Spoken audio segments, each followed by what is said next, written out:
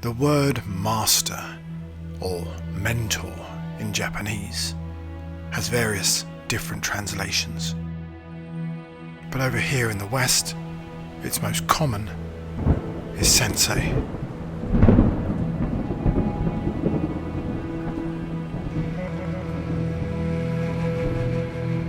There's a long, winding road ahead of us, and without the help and influence of others, it could be a torturous one.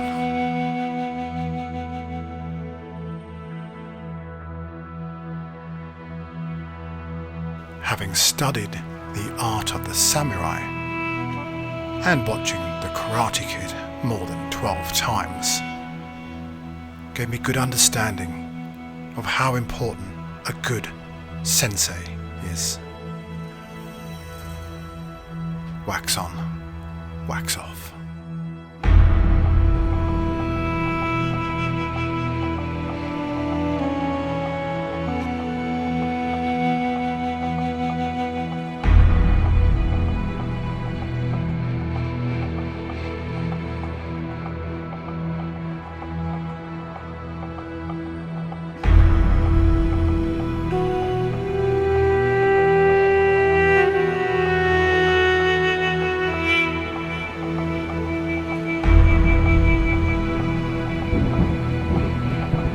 All joking aside, this one's going to be a memorable one.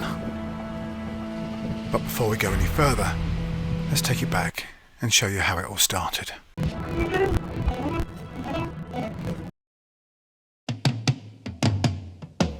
So it's a regular Friday afternoon. I've done all my work and closing down the machine, trying to decide on whether to start with vodka or wine, when all of a sudden, I don't recognise that number. But I've got a date with the bottle, so... Hello? Wow, I can't believe who this is. It's Friday afternoon and the bottle can wait. Wait for it, wait for it. That face of a small child at Christmas. Where's he going? Dad, where are you going? Sorry, Lottie, I've got a date with Destiny. I've got to respool these reels and get things organised. All of a sudden, the house is filled with this bustling energy. I'm going fishing, yes! Sorry for the smell of fish, Jane.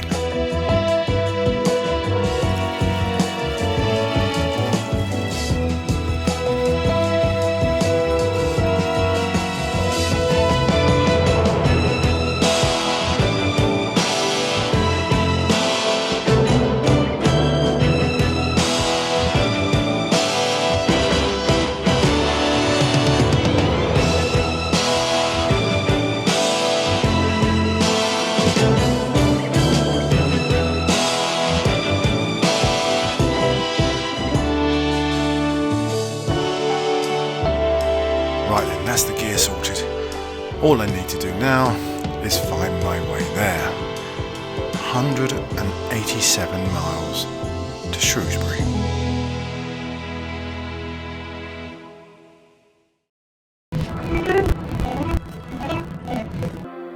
Right then, where were we? Oh yeah, in the clouds, yeah.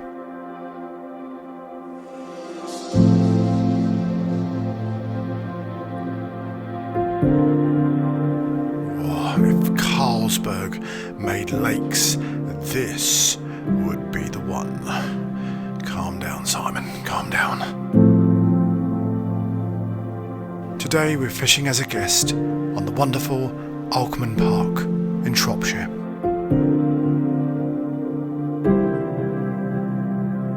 Now, any good student knows in order to learn or develop, you have to put in the time and do some research.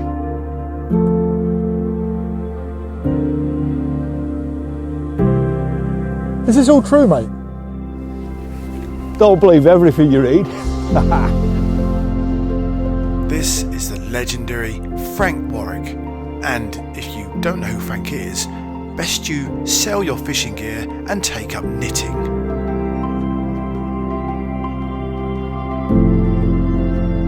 I can't think of a better sensei than Frank. He's got over 50 years of angling experience and is a font of knowledge.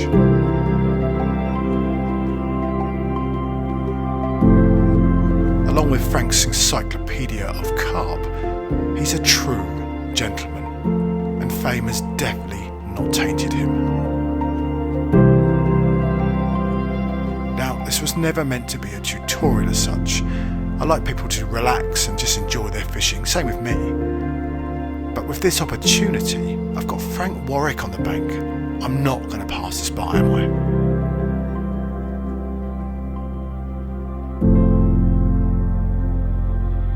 The days passing so quickly, and we're creeping into bite time. Whatever techniques I adopt from Frank, I need to apply it to my fishing now.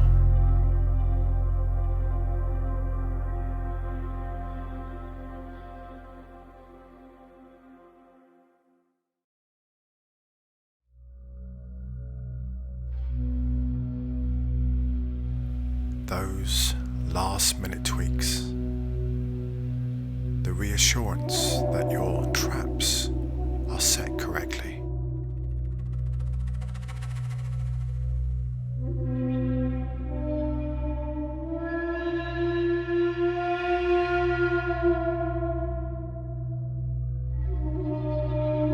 It's a warm, clear evening with a light breeze. Perfect conditions. Oh, to spring those traps tonight. How incredible would that be?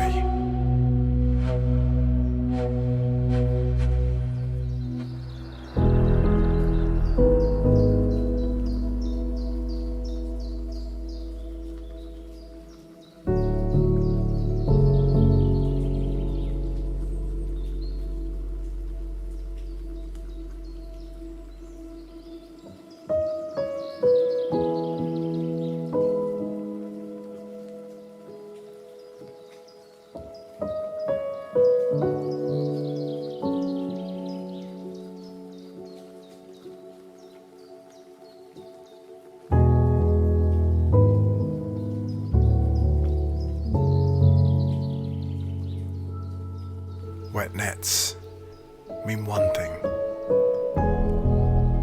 We had a fish.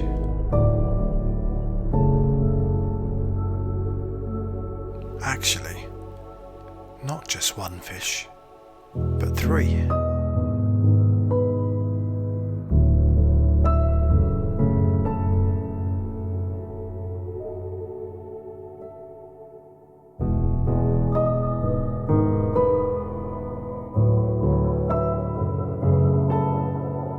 Both Frank and I have caught, and no matter how big these fish are, they're a welcome prize for anyone.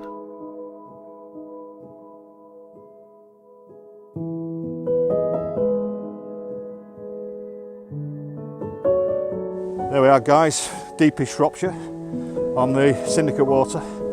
It's only a very small fish, but a nice welcome start.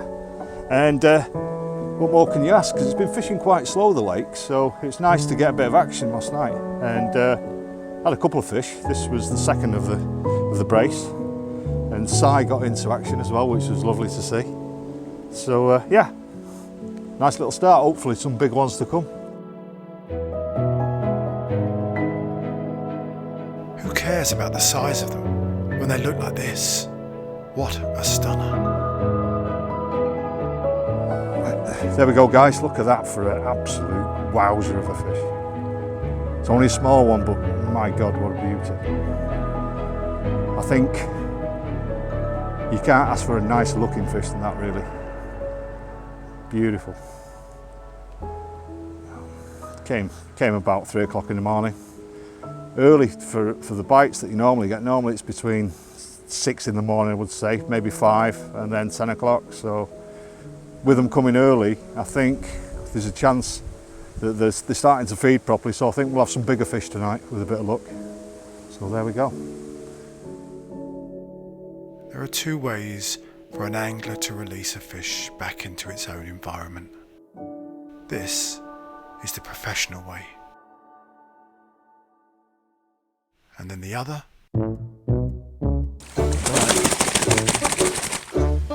Yeah, but it is a very beautiful, whoa, little Shropshire mirror. Just got to be careful not to lose the fish.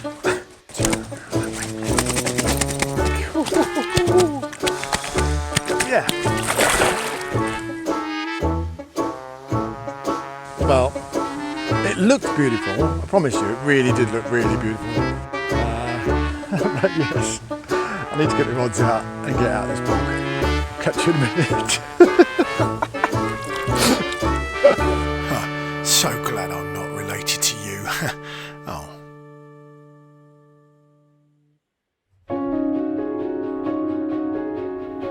Oh well, what's done is done. But to have 3 fish on the first night, well, that's just great. The early morning bite time comes and goes, and I need to get my rods out, with the help of Frank again.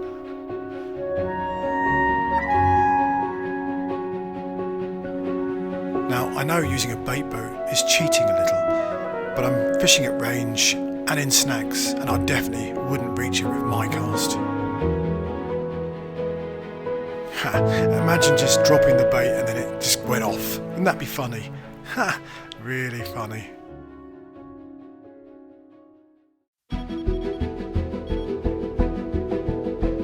No sooner had that boat dumped the load, it went off. Now because I'm using mono, there's a little bit of stretch, and even though I was locked up tight, that fish has gone straight into the snags.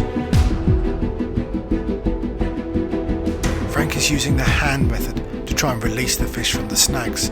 It gives him more of an accurate feel on what's happening at the end of the line.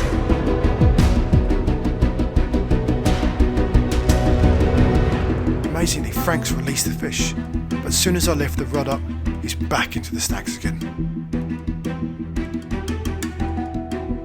Once again, I called on Frank to do his magic again, and this time the fish is in a lot deeper.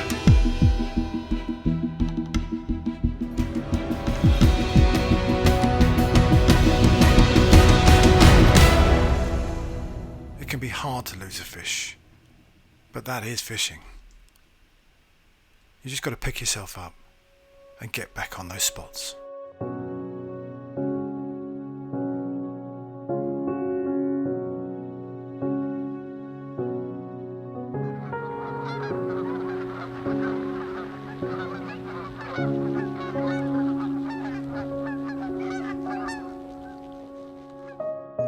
The rods are back out on the spots, and I'm hoping for a lunchtime bite.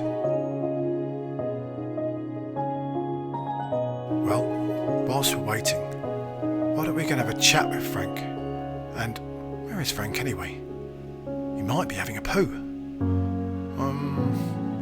Well, we're just going to have a wander over. You ready? Yeah. Okay, let's go.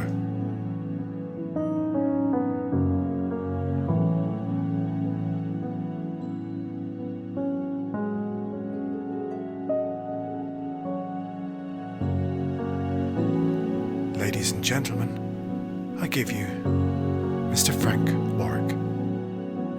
Thank you so much for having us over here. It's my pleasure. I'm glad you've enjoyed it so much. Oh, it's a beautiful lake. It is. It's unique, isn't it, really? Stunning. Yeah. So how long have you fished here? 3 years. 3 years? Yeah. You've had some good fish out of here already. Yeah, I've had some great fish. I don't fish it very often. I like to keep it as a special place.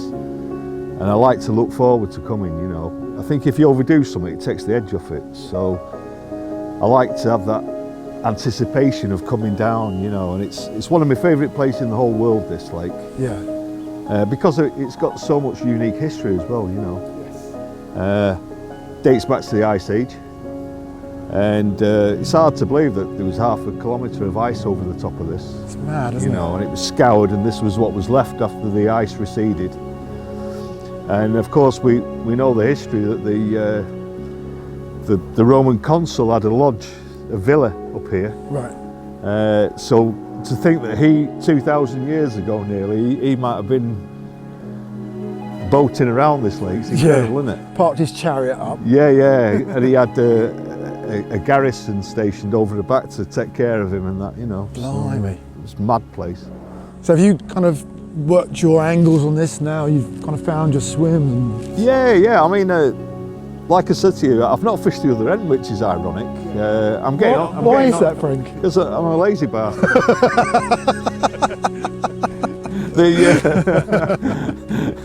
I'm being truthful. I'm getting on a bit now, and the hill over there, it's your lungs are popping out your mouth by the time you've got to the top with all the kit I take. And this is this is the bigger half, and it's you've got a lot of features here, and it just kind of suits me. I love it here on this particular side, and yeah, it's just everything I need. Yeah, it's and, beautiful. What more could you ask for? And you know, even if it didn't have the fish it's got in it, I mean, it's got fish to upper 30s. Even if it had small fish in, I would still come and enjoy it just as much. Yeah, you know? yeah. Because it's so back to nature, and yeah, through my life I've fished so many different waters, and a lot of them are soulless. They've not got the character that this has got, and it's just special. You know? Yeah, because we had the drone up yesterday, didn't we? Yeah. And just to see the whole scape of this. Yeah, I mean, obviously I've never had that privilege of seeing it from that angle, and it's just magnificent. Isn't it? Amazing. Yeah, and they say there's lots of lilies around the edges. And Yeah. I mean, a lot of fisheries, they cut the pads back, and to me, you know, the pads make it. It's just sort of, it takes you back to the 70s when I started carp fishing, you know, and there wasn't all these dugouts and manufactured swims to cram as many bums on seats as possible. And Ellis, the guy that runs the syndicate, he likes to leave it very natural.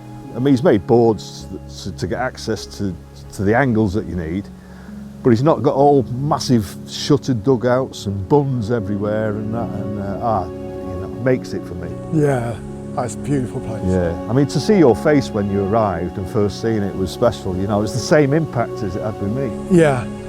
I mean, that's the thing is I think when, you know, coming down from Essex, it's quite flat down there. Yeah. And just to see some movement in the land. Yeah. Oh, just stunning. Yeah. But the trees here, I mean, they must be, you know, super old trees. Yeah, the one on the other side, the big oak, it must be best part of 500 years old, I think. And the trunk on it's, you know, more than 15 feet across, I think. It's ridiculous. Yeah, and the wildlife here, I've just, you know, been astounded by the, you know, various the kingfishers here and the buzzards and kites. And Yeah, I've seen hobby hawks on this place as well. Yeah. And that's amazing. yeah. It's kind of one of those things that normally I'd just get my long lens out and go birding, but actually we've had a bit of action as well. Yeah, we have. We've had 5 bites so far, haven't we? That's amazing. And you were amazed, weren't you? We put a rod back out this morning, and it literally went within seconds, didn't it? Yeah. Caught us by surprise. It did. We lost that one, unfortunately. Yeah, but, you know, yeah. Well, you know, you win some, you lose some, and that's fishing, as they say. But so this is kind of like one of your waters Yes. that you're fishing at the moment. Yeah, I don't normally fish syndicates. I used to fish a lot of the day ticket waters, and not particularly a bounty hunter. You know, I don't fish specifically for target fish. I like it if they come along, but I'm fishing another mere in Cheshire. I can't name it. It's a bit special, and I don't want to get too many people sort of prying about it because it's a private syndicate. And I've had a great time on there recently. I've just gotten that this year, and that's been superb. And so between here and there, I've got everything I need at the moment. Right.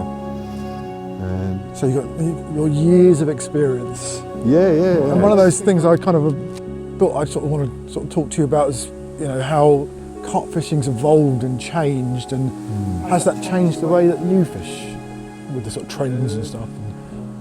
I suppose I'm a bit of a dinosaur, really. I mean, we've been using a bait boat for some of this session, and I was old school, really. I was against using bait boats, and my 2 sons, the young, you know, in the early 20s, and they said, "Dad, you're a dinosaur.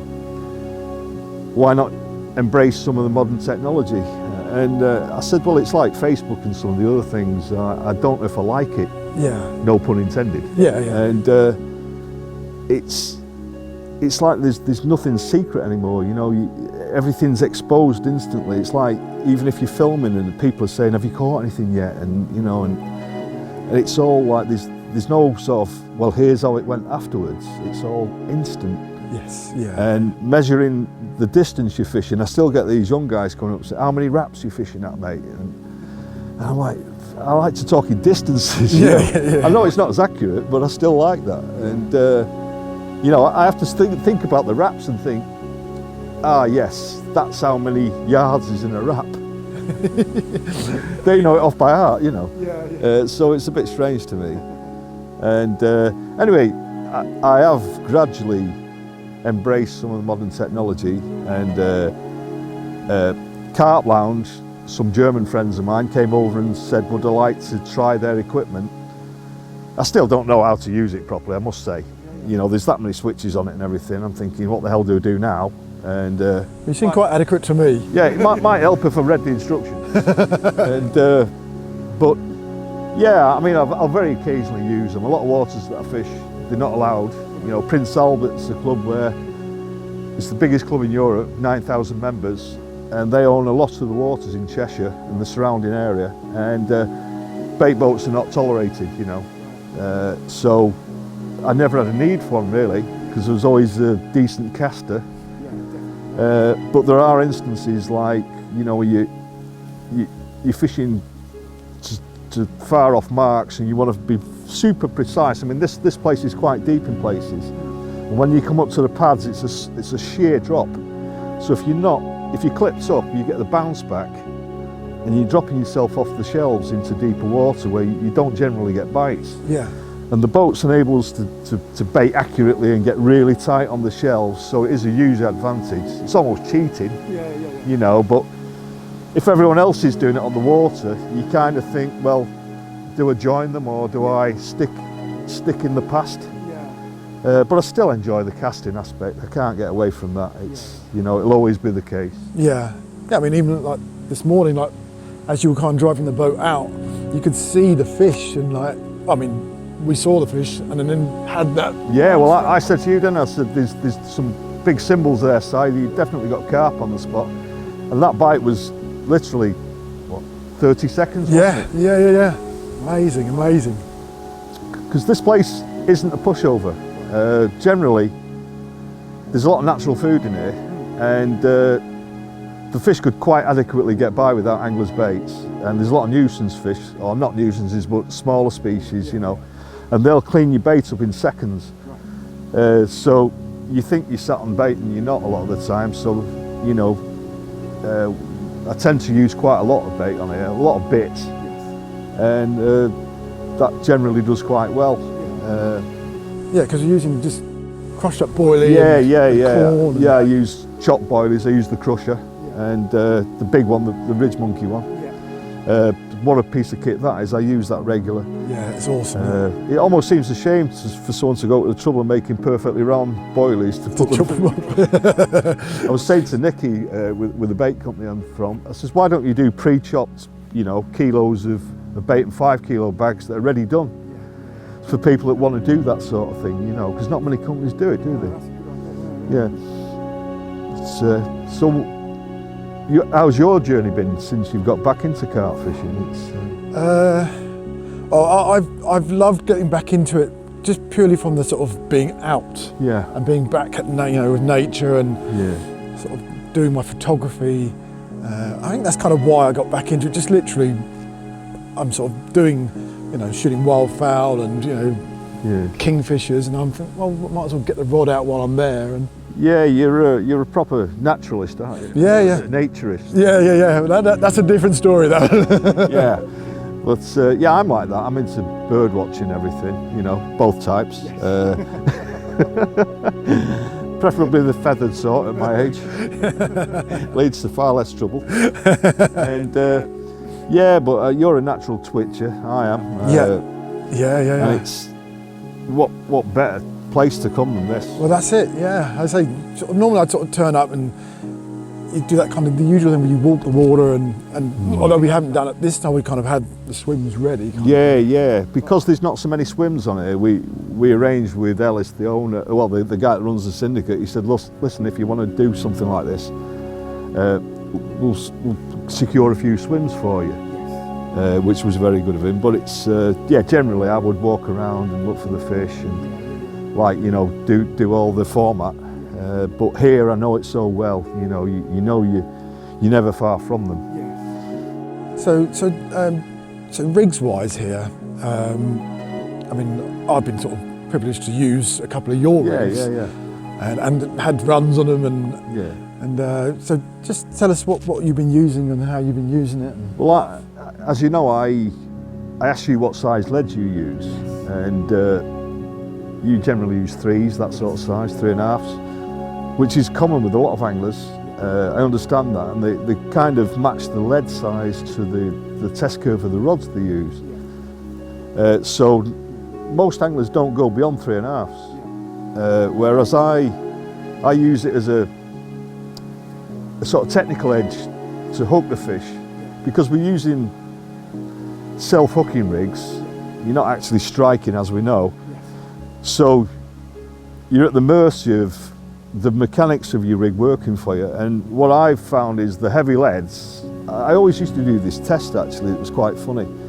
I'd get a range of the same rigs, attach a range of leads from 1.5 ounces up to 5 ounces. Right. And I'd pick them up on my fingertip, each one in turn, gradually increasing with the load. So I'd pick up a 1.5, you can flick your finger and get it off easily. 2, easy. 3, easy. 3.5, relatively easy. A 4's getting more interesting. You pick up a 4 on your fingertip, and it's not going in beyond the barb if you're using barbed hooks, and you can shake it off. You get a 5 on there, and it's hospital. Yes. It's gone in beyond the barb, so it stands to reason if you're using the correct length of hook length, which is super critical, you want enough hook length for him to be able to suck it in, but no head movement. So that's another story. It's about judging the right length of hook length for the strata you're fishing. And the 5 ounce lead, it's critical that you know what the bottom's like, because you don't want it sinking into deep silt with a short hook length on and obviously leaving you fishing in a mouse hole. Yes. So there's not enough hook length on display. So if you're in doubt with a heavy lead, I use a longer hook length and gradually shorten it off. I try it on 3 rods with the varying lengths. I don't all have them the same length that you would in a tackle box that fits perfect. Like a lot of guys have them all so they look great in the tackle box. So I'd start off with a 4-inch hook length, perhaps a 6-inch and then a 10-inch, and ring the changes. If you're getting the baits back tainted, you know that the short hook length's too short and it's taking the bait into the silt in the bottom. If you get them back looking good, and also if you're not struggling to unplug the lead, you know you're on reasonably firm ground, and you can get away with shortening the hook length down appropriately. So it's all them factors, and basically I weigh all those things up on the venue I'm on, and I know on this place, even though there's an element of silt, in most places you can present with say a 5-inch hook length, and that's the optimum length to get the most takes. With a heavy lead, drives it in beyond the barb when they move the head, and you're in business. And as you've seen, it works. Yeah, definitely. When I've used the lighter lead, I've had a few bleeps. I have had takes on it, of course I have, but the percentages don't swing in my favour, so the heavier leads are doing it for me. Right, yeah. You know, I've had so many instances where I've shown guys, your leads are too light. They says, well, I'm using a 3.5 and I've got a 3.5 pound test curve rod. I says, guys, a 3.5 pound test curve rod, I was using method feeders on Active Benel once, and I never realised how heavy they were. They were like cricket balls. And sometime later, I weighed those methods fully loaded and they were 12 ounces. Oh, no. Blimey. So you'd be amazed at what a decent rod can cast. Yeah. So I'm using it, even if I'm fishing the margins, I'm using heavy leads. Or you can go the other way and use an ultra light lead. And that also disturbs the fish because there's nothing for them to use to, you know, it's almost, there's nothing there. And if you use it running, even more so. And your hooks are super sharp. Yeah, well, I have a couple of friends who own I'm not product placing or naming anything, but there's a guy called Lee Byron, and he has a company called Rig-It, and I can sharpen hooks very well, but Lee's an engineer. And there's a number of these companies out there, you know, so, but a lot of people say, oh, they're too sharp, you can bend the points, but Lee does them so that they're ridiculously sharp. Yeah. And I swear by that. I mean, that's the most critical thing along with your bait, and obviously with the position you're fishing, because you're expecting it to all work for you. And if you've got hooks that are not as sharp as they should be, the fish can get away with it. So, super sharp hook, and people go, oh, but you can take the point off. Well, I have several rigs made up at all times, and it takes seconds to change the rig. Yes. So you get guys spending hundreds of £700 on a bivvy, £1,000 on the rods, £700 each for, you know, the top reels, and then they're skimping on hooks. It's ridiculous, you know. So maybe it works out £1 a hook. So what? You change the hooks religiously, and that's how I see it. It's false economy to mess around. Yeah, it's fun, isn't it? It's why go that percentage, not go that extra. The old 9 yards. Yeah. So it's attention to detail that's a matter of fact to me, because I think, you know, you spent all the time and anticipation and waiting to go to the lake or the river or wherever you're fishing and do your thing. Well, why not have the best possible chance while you're there? You know? I mean, I quite often get the tips bent over with the super sharp hooks. Doesn't matter, you know? We've met in the shows and and you know, our paths are crossed in brands, and I've always thought that you are one of the nicest people, as in you kind of give back, and you know, you'll do interviews and you'll shake hands with everybody. And does that come naturally? Yeah, I'm very approachable, you know. I'm not a secretive sort of guy.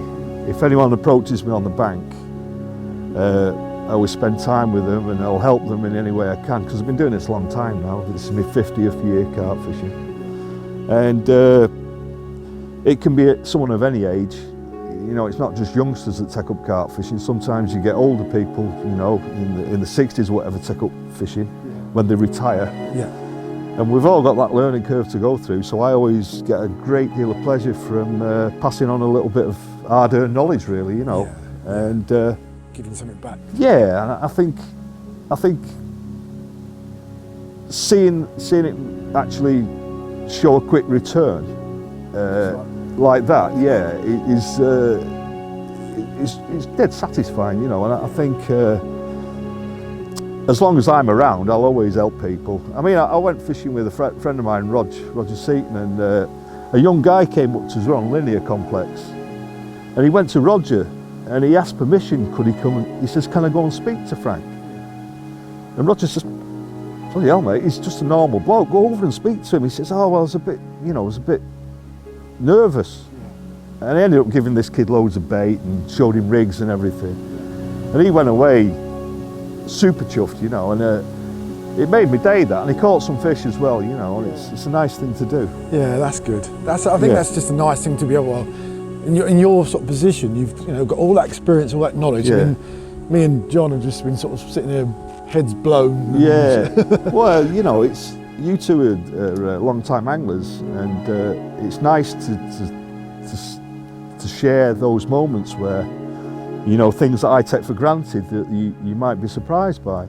And so do you find yourself, because obviously you're an innovator and somebody who actually kind of looks how to change and maybe develop, do you do that a lot, or do you have certain ways to do things you stick to? And Once I've worked it out in mind the most efficient way of it's all percentages.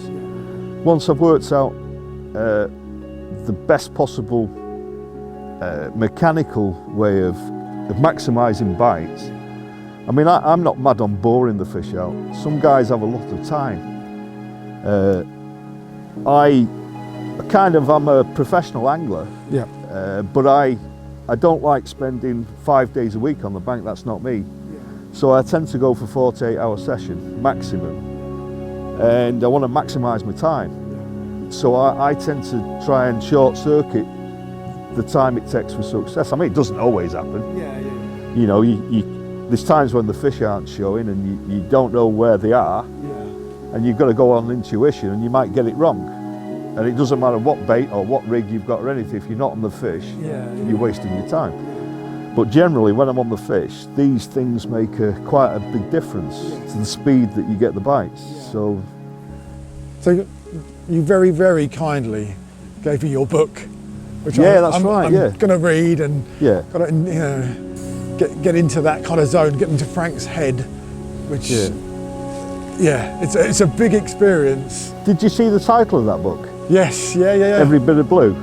Well, I remember when I wrote the book, I did it with Tim Paisley at Angling Publications, and he says, Warwick, I don't like the title. He said it has to have the word carp in it, and I says, no, it doesn't, Tim, it's my book, I'll call it what I want. And he says, why have you called it Every Bit of Blue? And I says, well, when I was a young lad and I started carp fishing, we didn't have all the internet and everything, you know, where you just Google Earth. All we had was Ordnance Survey maps. And I had nobody to learn off. I was only 10 and I wanted to explore every bit of blue on that Ordnance Survey map. So I didn't even know if most of the waters had carp in even. But I just went and tried to catch carp there, you know. And it always stuck in my mind, and I thought every bit of blue is part of my life as carp fishing. Yeah, that's a great title. Yeah. Oh, that's awesome. Yeah, I shall definitely give it a good read. Yeah. There's quite a lot of humour in it as well, you know, because I like having a laugh, and so there's a lot of stories in there and technical stuff as well. It's just a mixture of things, so it doesn't get boring. You move from one thing to another, you know. And I think it's how it should be, really. Yeah. Well, we've got a few more hours here left, so I think we've kind of got everything set, haven't we, now? Yeah. And I suppose it's just a case of sitting and waiting. And yeah, I mean, despite the losses, I think we've done okay for a relatively short session, because we've only just done about 36 hours, haven't we? Yes. Five bites is very good for it. Yeah, definitely. Yeah, I mean, taking all that knowledge and actually, well, I mean, the leads thing was the big one for me. Yeah. And obviously, you know, how you use your rigs and just, you know, being able to coming back into fishing and trying what I'd originally done, and it has worked in some ways, but but I've always, and everybody is always wanting to develop, and I just think that, you know, having that, well, somebody like yourself, and I know there's a lot of good guys out there who want to share that information, but, absolutely. You know, I think it's a case of just sitting and listening and taking as much as you can.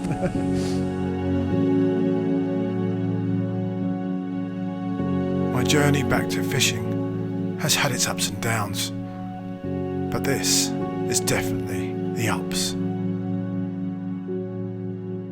One of the core elements to self-development is choosing the right teacher and being able to listen and adapt. A famous Japanese warrior, Miyamoto Musashi, once said, "A man cannot understand the art he is studying if he only looks at the end result, without taking the time to delve deeply into the reasoning of the study."